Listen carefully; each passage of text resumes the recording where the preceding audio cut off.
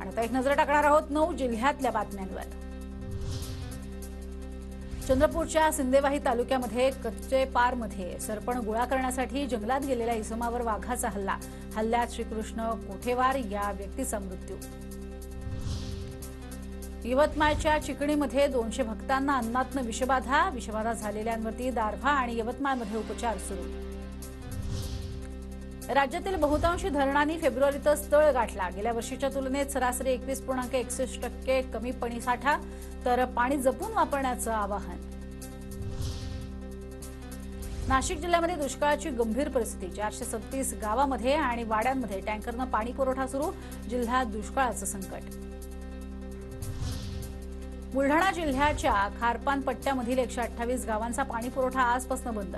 संग्रामपूर आणि जळगाव जामोद तालुक्यामधील ग्रामपंचायतींवरती तब्बल 13 कोटींची थकबाकी, तर ती न भरल्यानं 128 गावं आजपासून पाण्याविना।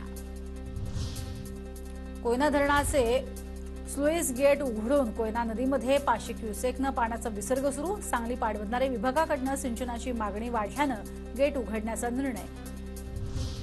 नागपुरात वाहतूक नियम मोडणाऱ्या वाहन चालकांवरती पोलिसांची कारवाई। 1 जानेवारी 2020 ते 31 डिसेंबर 2023 दरम्यान नियम मोडणाऱ्या 23,000 जणांचे परवाने आरटीओकडून निलंबित।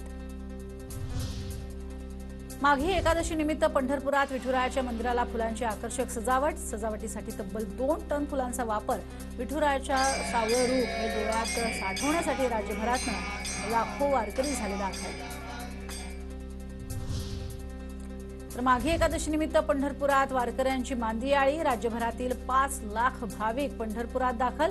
विठुरायाच्या दर्शनासाठी भाविकांच्या 5 ते 6 किलोमीटरपर्यंत रांगा।